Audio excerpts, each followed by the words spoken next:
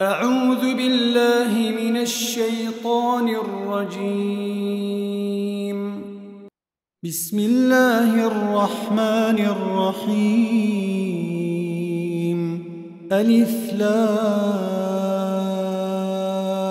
را. تلك آيات الكتاب وقرآن مبين. ربما يود الذين كفروا لو كانوا مسلمين. ذرهم يأكلوا ويتمتعوا ويلههم الأمل، فسوف يعلمون. وما أهلكنا من قرية إلا ولها كتاب معلوم. ما تسبق من أمة أجلها وما يستأخرون. وقالوا يا أيها الذي نزل عليه الذكر إنك لمجنون. لو ما تأتينا بالملائكة إن كنت من الصادقين. ما ننزل الملائكة إلا بالحق وما كانوا إذا منظرين. إنا نحن نزلنا الذكر وإنا له لحافظون. ولقد أرسلنا من قبلك في شيع الأولين. وما يأتيهم من رسول إلا كانوا به يستهزئون. كذلك نسلكه في قلوب المجرمين. لا يؤمنون به وقد خلت سنة الأولين. ولو فتحنا عليهم بابا من السماء فظلوا فيه يعرجون لقالوا إنما سكرت أبصارنا بل نحن قوم مسحورون. ولقد جعلنا في السماء بروجا وزيناها للناظرين وحفظناها من كل شيطان رجيم. إلا من استرق السمع فأتبعه شهاب مبين. والأرض مددناها وألقينا فيها رواسي وأنبتنا فيها من كل شيء موزون.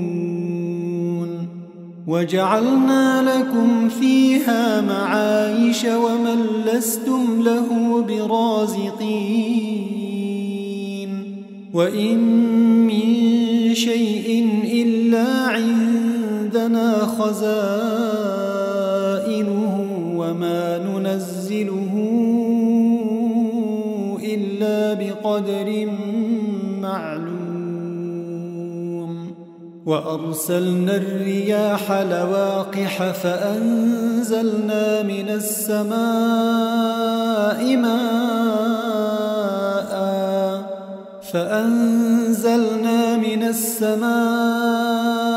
ماء فأسقيناكموه وما أنتم له بخازنين.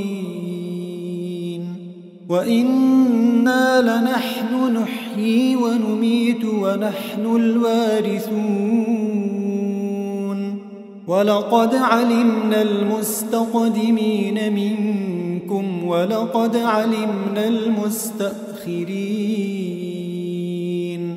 وإن ربك هو يحشرهم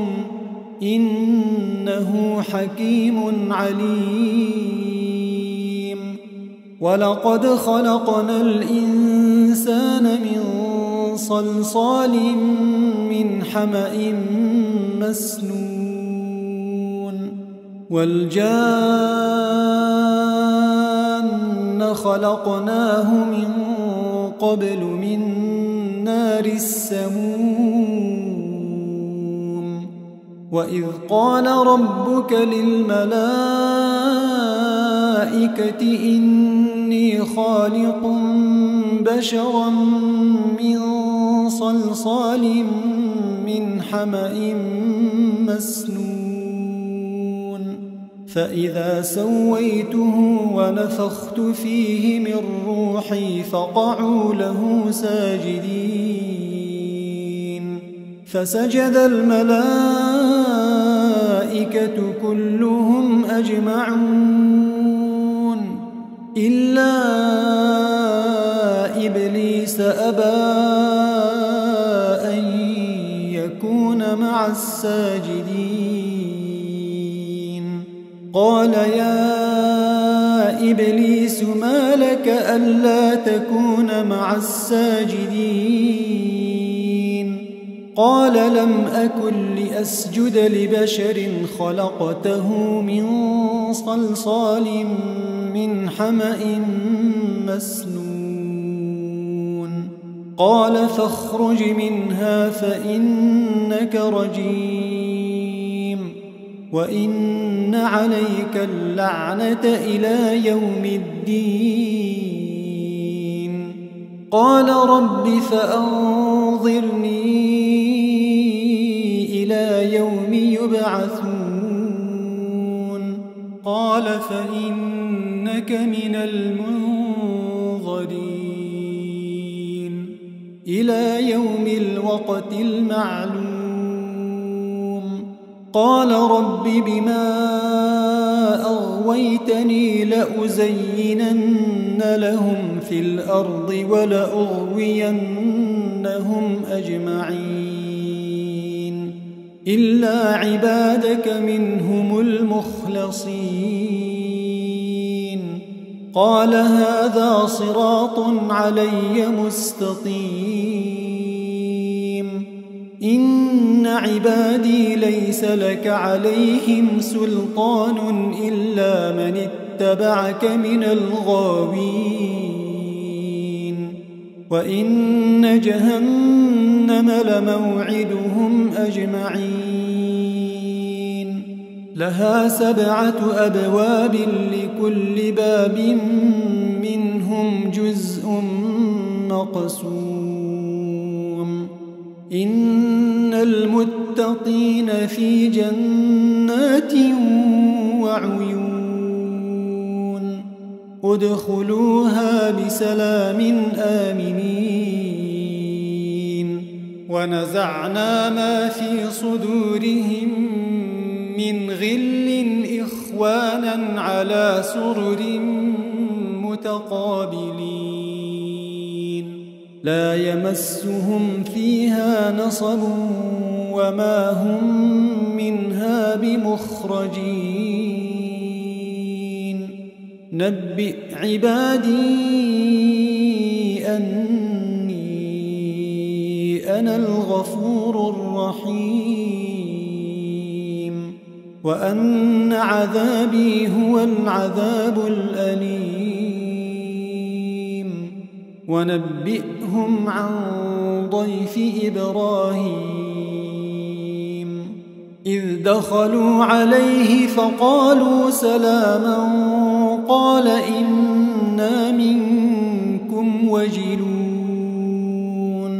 قالوا لا توجل إنا نبشرك بغلام عليم. قال أبشرتموني على أن مسني الكبر فبم تبشرون. قالوا بشرناك بالحق فلا تكن من القانطين. قال ومن يقنط من رحمة ربه إلا الضالون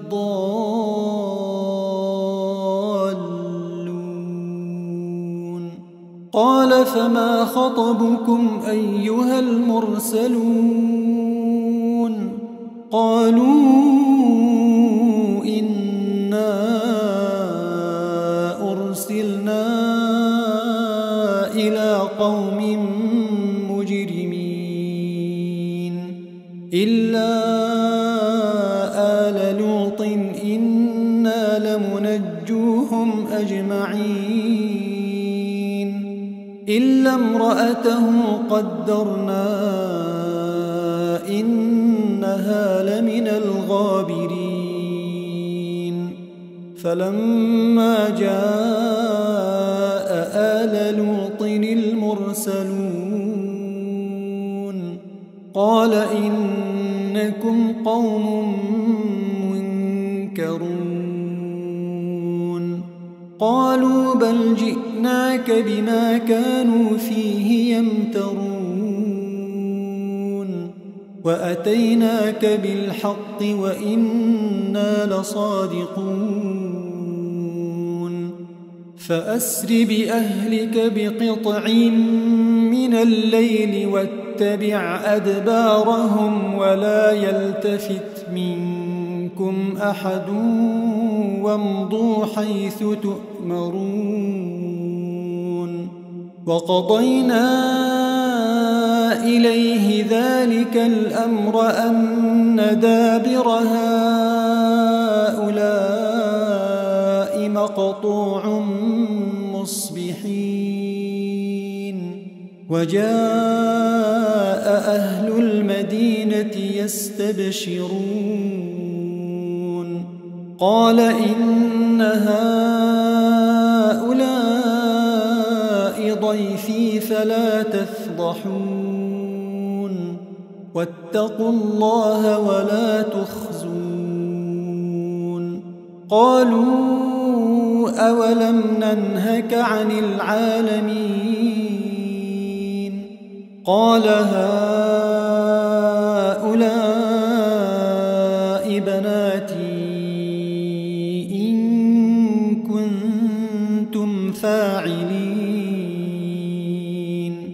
لعمرك إنهم لفي سكرتهم يعمهون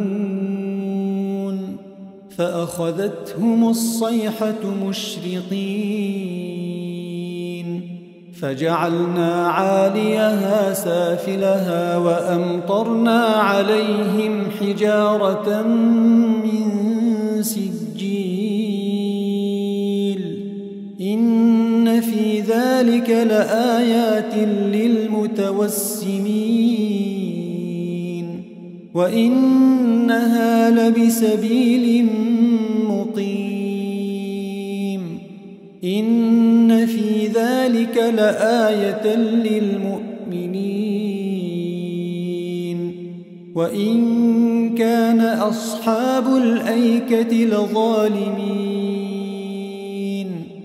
فانتقمنا منهم وإنهما لبإمام مبين ولقد كذب أصحاب الحجر المرسلين وآتيناهم آياتنا فكانوا عنها معرضين وكانوا ينحتون من الجبال بيوتا آمنين فأخذتهم الصيحة مصبحين فما أغنى عنهم ما كانوا يكسبون وما خلقنا السماوات والأرض وما بينهما إلا بالحق وإن الساعة لآتية فاصفح الصفح الجميل إن ربك هو الخلاق العليم ولقد آتيناك 7 من المثاني والقرآن العظيم لا تمدن عينيك إلى ما متعنا به أزواجا منهم ولا تحزن عليهم واخفض جناحك للمؤمنين وقل إني أنا النذير المبين كما أنزلنا على المقتسمين الذين جعلوا القرآن عضين فوربك لنسألنهم أجمعين عما كانوا يعملون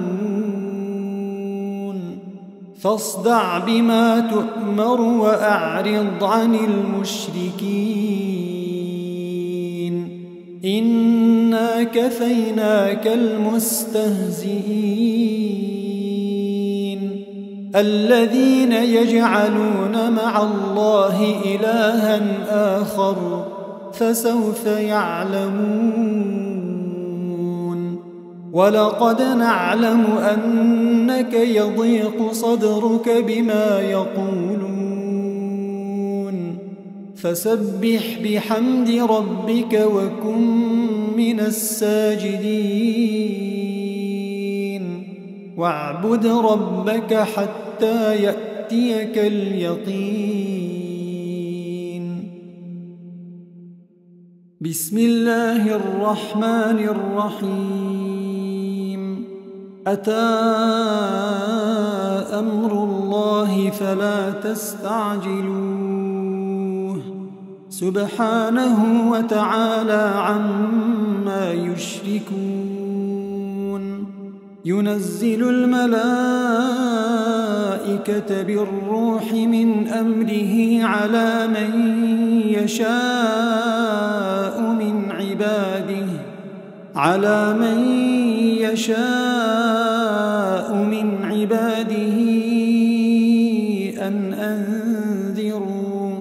أن أنذروا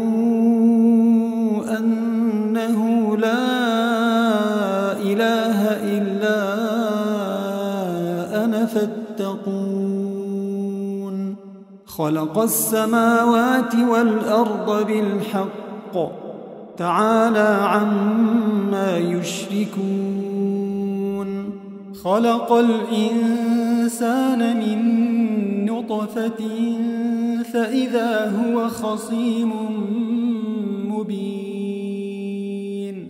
والأنعام خلقها لكم فيها دفء ومنافع ومنها تأكلون ولكم فيها جمال حين تريحون وحين تسرحون وتحمل أثقالكم إلى بلد لم تكونوا بالغيه إلا بشق الأنفس إن ربكم لرؤوف رحيم والخيل والبغال والحمير لتركبوها وزينة ويخلق ما لا تعلمون وعلى الله قصد السبيل ومنها جائر ولو شاء لهداكم أجمعين هو الذي أنزل من السماء ماء لكم منه شراب ومنه شجر فيه تسيمون ينبت لكم به الزرع والزيتون والنخيل والأعناب ومن كل الثمرات إن في ذلك لآية لقوم يتفكرون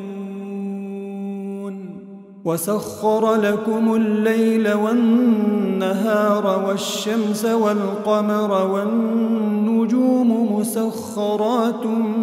بأمره إن في ذلك لآيات لقوم يعقلون وما ذرأ لكم في الأرض مختلفا ألوانه إن في ذلك لآية لقوم يذكرون وهو الذي سخر البحر لتأكلوا منه لحما طريا وتستخرجوا منه حلية تلبسونها وترى الفلك مواخر فيه ولتبتغوا من فضله ولعلكم تشكرون وألقى في الأرض رواسي أن تميد بكم وأنهارا وسبلا لعلكم تهتدون وعلامات وبالنجم هم يهتدون أفمن يخلق كمن لا يخلق أفلا تذكرون وإن تعدوا نعمة الله لا تحصوها إن الله لغفور رحيم والله يعلم ما تسرون وما تعلنون والذين يدعون من دون الله لا يخلقون شيئا وهم يخلقون أموات غير أحياء وما يشعرون أيان يبعثون إلهكم إله واحد فالذين لا يؤمنون بالآخرة قلوبهم منكرة وهم مستكبرون لا جرم أن الله يعلم ما يسرون وما يعلنون إنه لا يحب المستكبرين وإذا قيل لهم ماذا أنزل ربكم قالوا أساطير الأولين ليحملوا أوزارهم كاملة يوم القيامة ومن أوزار الذين يضلونهم بغير علم ألا ساء ما يزرون قد مكر الذين من قبلهم فأتى الله بنيانهم من القواعد فخر عليهم السقف من فوقهم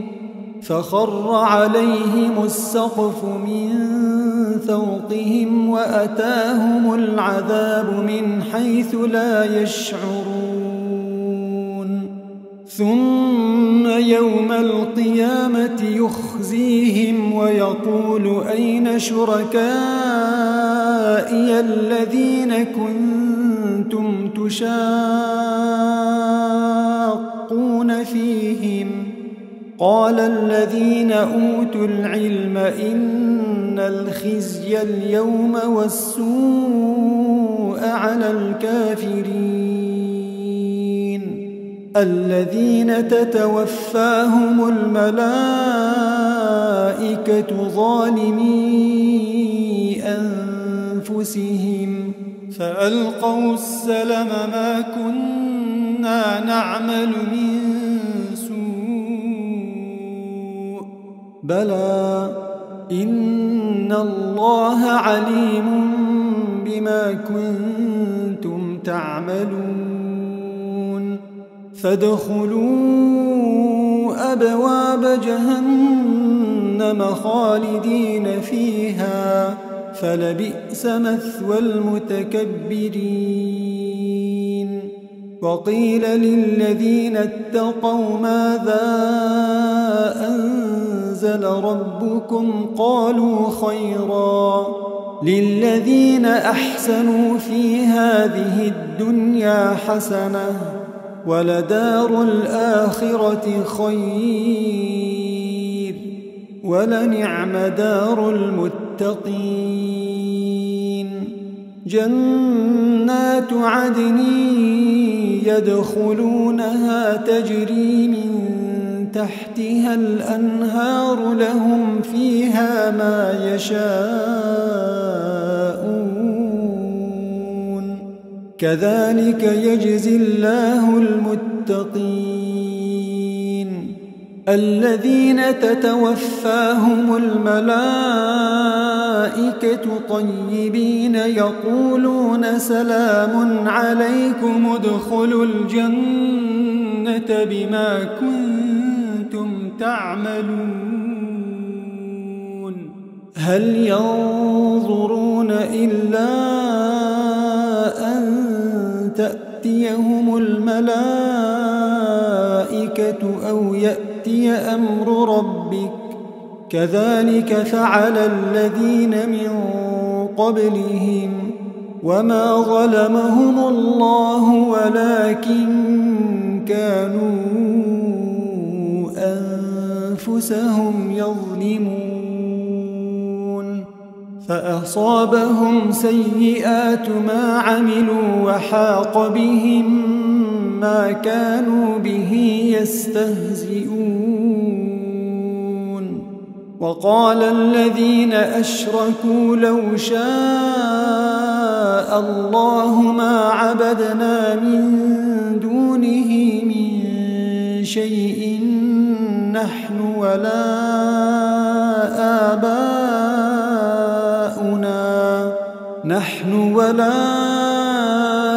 آباؤنا ولا حرمنا من دونه من شيء كذلك فعل الذين من قبلهم فهل على الرسل إلا البلاغ المبين ولقد بعثنا في كل أمة رسولا أن اعبدوا الله واجتنبوا الطاغوت فمنهم من هدى الله ومنهم من حقت عليه الضلالة فسيروا في الأرض فانظروا كيف كان عاقبة المكذبين إن تحرص على هداهم فإن الله لا يهدي من يضل وما لهم من ناصرين وأقسموا بالله جهد أيمانهم لا يبعث الله من يموت بلى وعدا عليه حقا ولكن أكثر الناس لا يعلمون ليبين لهم الذي يختلفون فيه وليعلم الذين كفروا أنهم كانوا كاذبين إنما قولنا لشيء إذا أردناه أن نقول له كن فيكون والذين هاجروا في الله من بعد ما ظلموا لنبوئنهم في الدنيا حسنة ولأجر الآخرة أكبر لو كانوا يعلمون الذين صبروا وعلى ربهم يتوكلون وما أرسلنا من قبلك إلا رجالا نوحي إليهم فاسألوا أهل الذكر إن كنتم لا تعلمون بالبينات والزبر وأنزلنا إليك الذكر لتبين للناس ما نزل إليهم ولعلهم يتفكرون أفأمن الذين مكروا السيئات أن يخسف الله بهم الأرض أو يأتيهم العذاب من حيث لا يشعرون أو يأخذهم في تقلبهم فما هم بمعجزين أو يأخذهم على تخوف فإن ربكم لرؤوف رحيم أولم يروا إلى ما خلق الله من شيء يتفيأ ظلاله عن اليمين والشمائل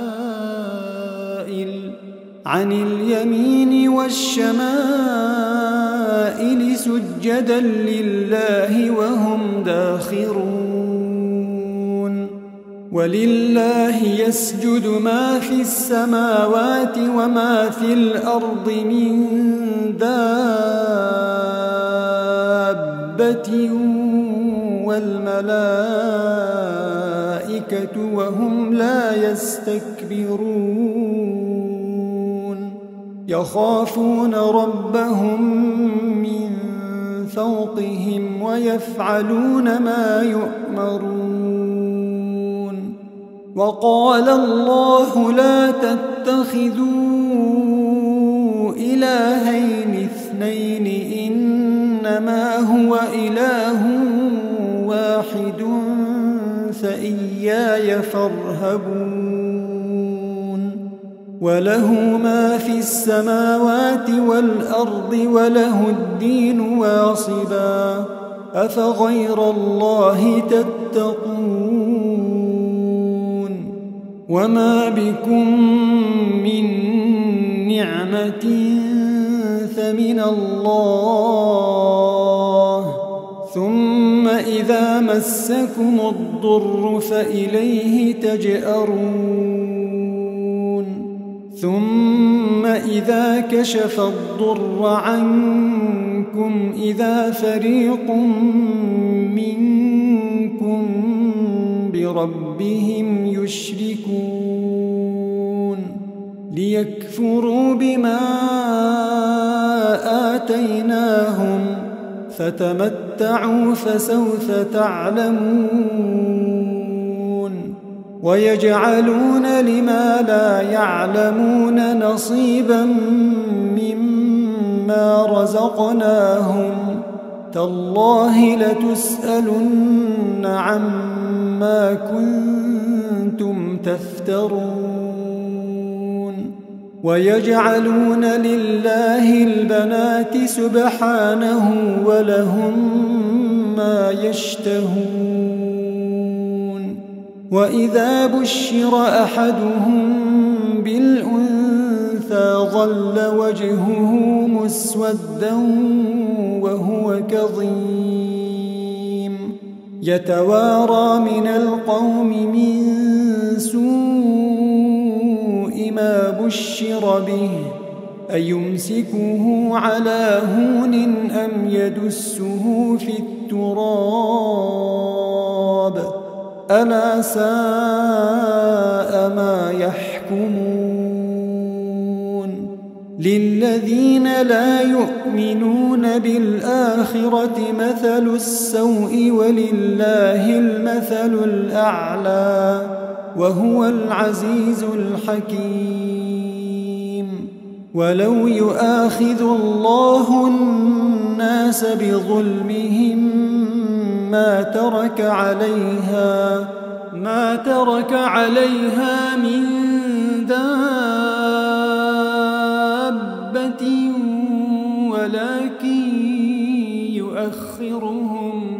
ولكن يؤخرهم إلى أجل مسمى فإذا جاء أجلهم لا يستأخرون ساعة ولا يستقدمون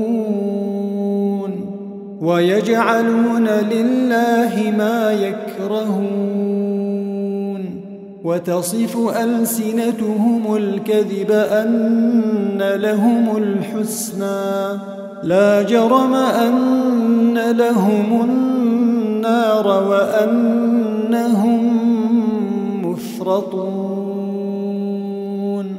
تالله لقد أرسلنا إلى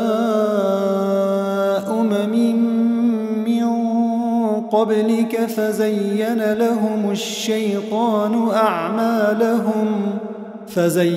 لهم الشيطان أعمالهم فهو وليهم اليوم ولهم عذاب أليم وما أنزلنا عليك الكتاب إلا لتبين لهم الذي اختلفوا فيه وهدى ورحمة لقوم يؤمنون والله أنزل من السماء ماء فأحيا به الأرض بعد موتها إن في ذلك لآية لقوم يسمعون وإن لكم في الأنعام لعبرة نسقيكم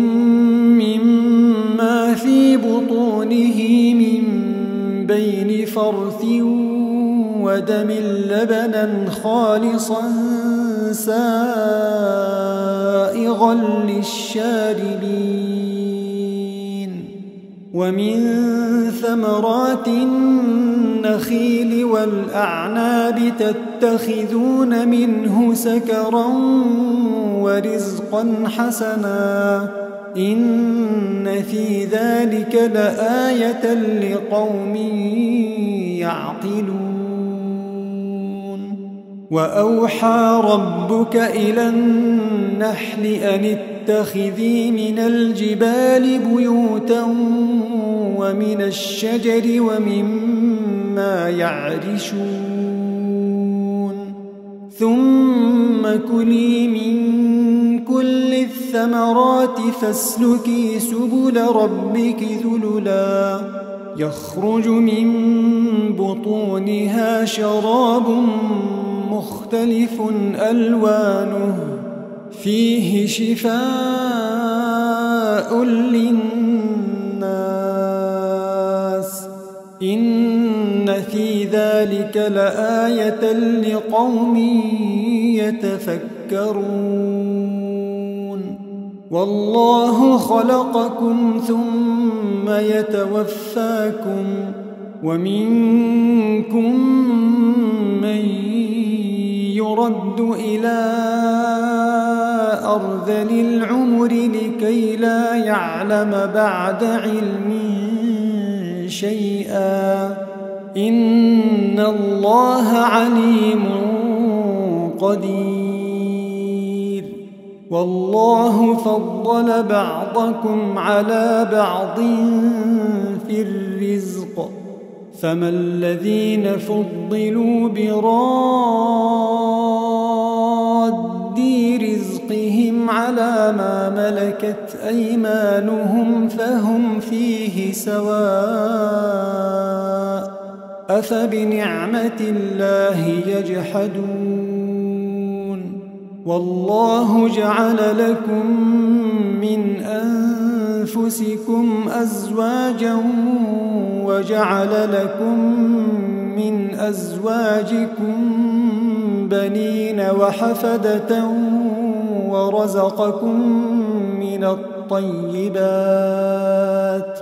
أفبالباطل يؤمنون وبنعمة الله هم يكفرون ويعبدون من دون الله ما لا يملك لهم رزقا من السماوات والأرض شيئا ولا يستطيعون فلا تضربوا لله الأمثال إن الله يعلم وأنتم لا تعلمون ضرب الله مثلا عبدا مملوكا لا يقدر على شيء ومن رزقناه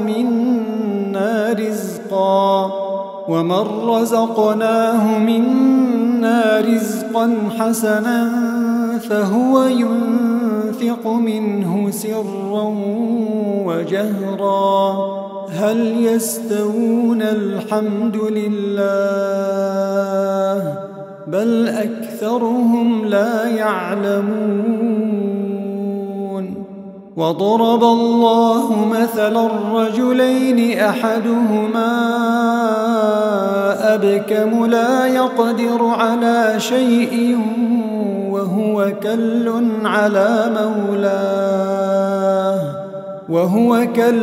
على مولاه أينما يوجهه لا يأت بخير هل يستوي هو ومن يأمر بالعدل وهو على صراط مستقيم ولله غيب السماوات والأرض وما أمر الساعة إلا كلمح البصر أو هو أقرب إن الله على كل شيء قدير والله أخرجكم من بطون أمهاتكم لا تعلمون شيئا وجعل لكم السمع والأبصار والأفئدة لعلكم تشكرون ألم يروا إلى الطير مسخرات في جو السماء ما يمسكهن إلا الله إن في ذلك لآيات لقوم يؤمنون والله جعل لكم من بيوتكم سكنا وجعل لكم من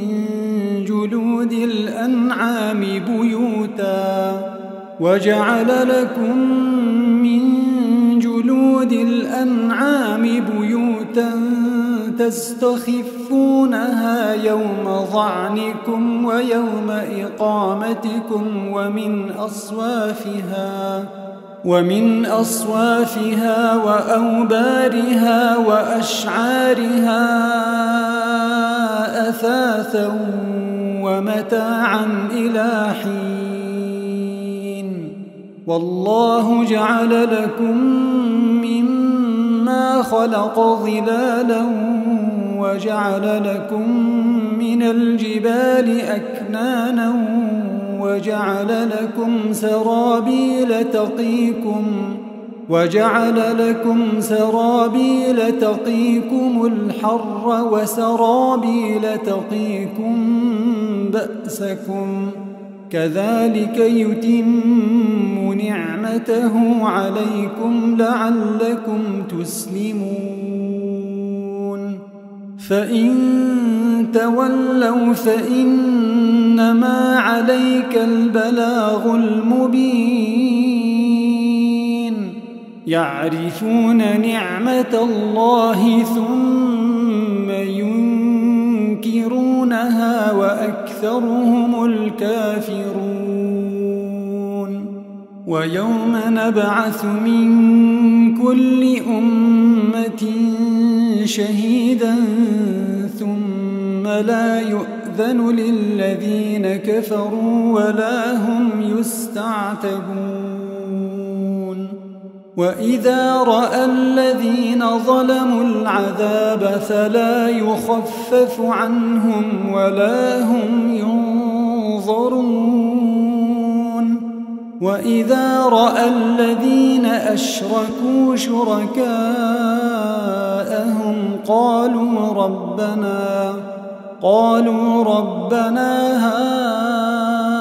هؤلاء شركاؤنا الذين كنا ندعو من دونك فألقوا إليهم القول إنكم لكاذبون وألقوا إلى الله يومئذ السلم وضل عنهم ما كانوا يفترون الذين كفروا وصدوا عن سبيل الله زدناهم عذابا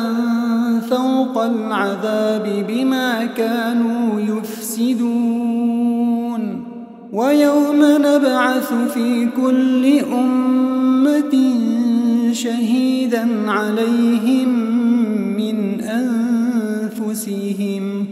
وجئنا بك شهيدا على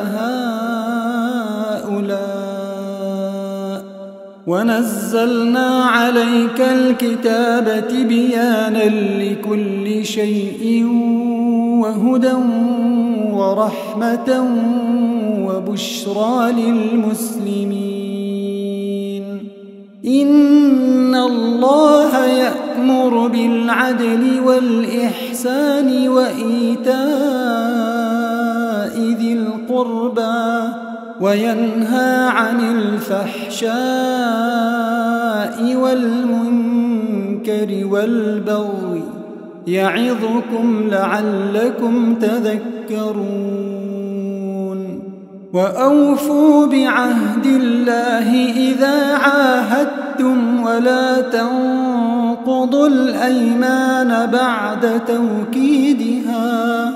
ولا تنقضوا الأيمان بعد توكيدها وقد جعلتم الله عليكم كفيلا إن الله يعلم ما تفعلون ولا تكونوا كالتي نقضت غزلها من بعد قوة أنكاثا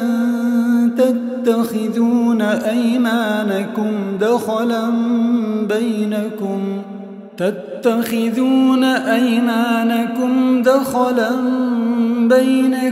أن تكون أمة هي أربى من أمة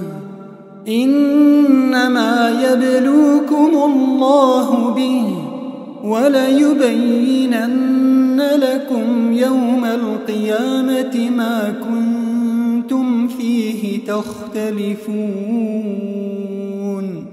ولو شاء الله لجعلكم أمة واحدة ولكن يضل من يشاء ويهدي من يشاء ولتسألن عما كنتم تعملون ولا تتخذوا أيمانكم دخلا بينكم فتزل قدم بعد ثبوتها وتذوقوا السوء بما صددتم عن سبيل الله ولكم عذاب عظيم ولا تشتروا بعهد الله ثمنا قليلا إنما عند الله هو خير لكم إن كنتم تعلمون ما عندكم ينفد وما عند الله باق ولنجزين الذين صبروا أجرهم بأحسن ما كانوا يعملون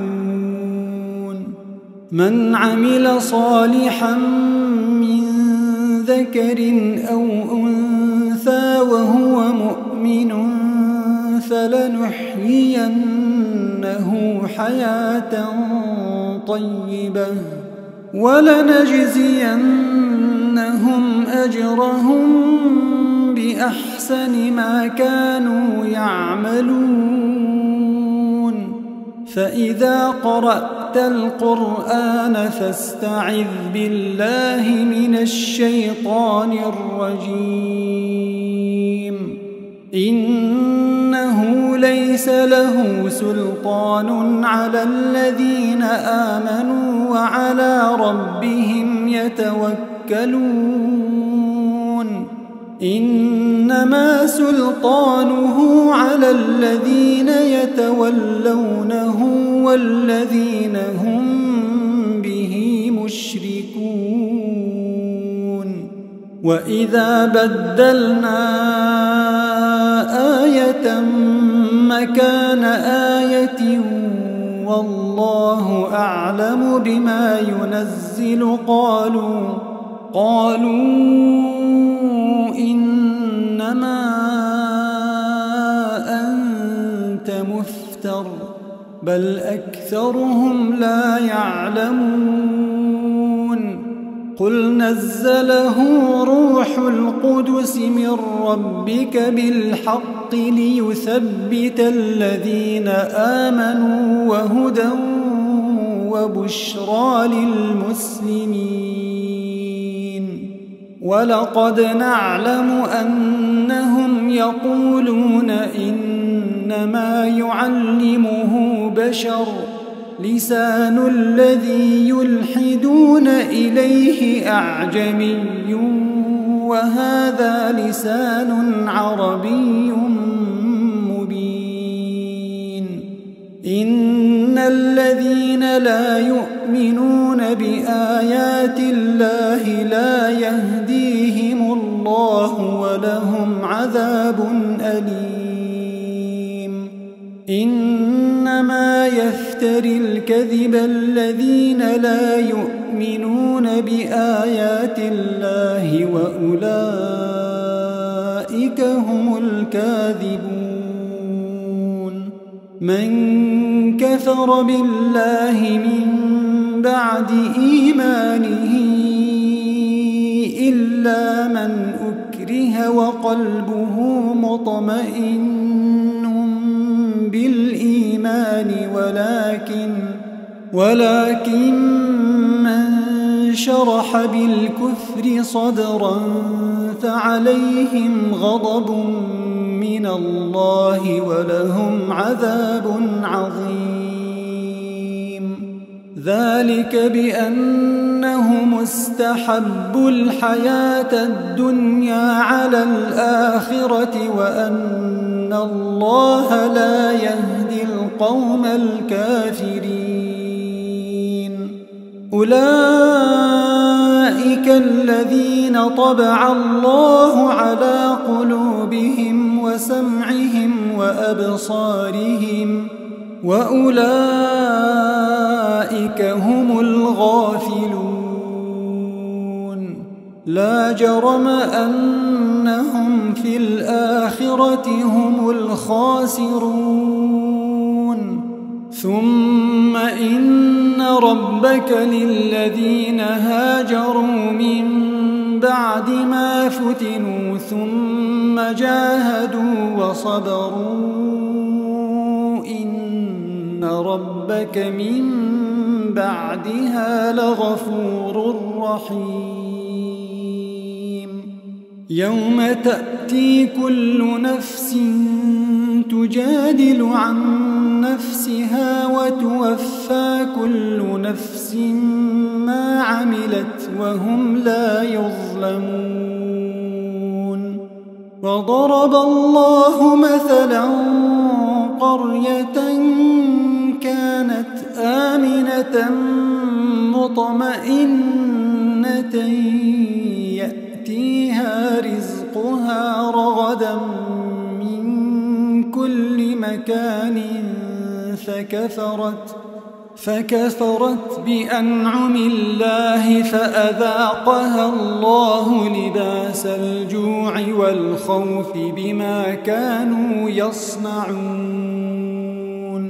ولقد جاءهم رسول منهم فكذبوه فأخذهم العذاب وهم ظالمون فكلوا مما رزقكم الله حلالا طيبا واشكروا نعمة الله إن كنتم إياه تعبدون إنما حرم عليكم الميتة والدم ولحم الخنزير وما أهل لغير الله به فمن اضطر غير باغ ولا عاد فإن الله غفور رحيم ولا تقولوا لما تصف ألسنتكم الكذب هذا حلال وهذا حرام لتفتروا على الله الكذب إن الذين يفترون على الله الكذب لا يفلحون متاع قليل ولهم عذاب أليم وعلى الذين هادوا حرمنا ما قصصنا عليك من قبل وما ظلمناهم ولكن كانوا أنفسهم يظلمون ثم إن ربك للذين عملوا السوء بجهالة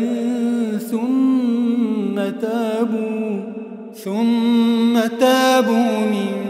بعد ذلك وأصلحوا إن ربك من بعدها لغفور رحيم إن إبراهيم كان أمة قانتا لله حنيفا ولم يك من المشركين شاكرا لأنعمه اجتباه وهداه إلى صراط مستقيم وآتيناه في الدنيا حسنة وإنه في الآخرة لمن الصالحين ثم أوحينا إليك أن اتبع ملة إبراهيم حنيفا وما كان من المشركين إنما جعل السبت على الذين اختلفوا فيه وإن ربك ليحكم بينهم يوم القيامة فيما كانوا فيه يختلفون ادع إلى سبيل ربك بالحكمة والموعظة الحسنة وجادلهم بالتي هي أحسن إن ربك هو أعلم بمن ضل عن سبيله وهو أعلم بالمهتدين وإن عاقبتم فعاقبوا بمثل ما عوقبتم به ولئن صبرتم لهو خير للصابرين واصبر وما صبرك إلا بالله ولا تحزن عليهم ولا تك في ضيق مما يمكرون إن الله مع الذين اتقوا والذين هم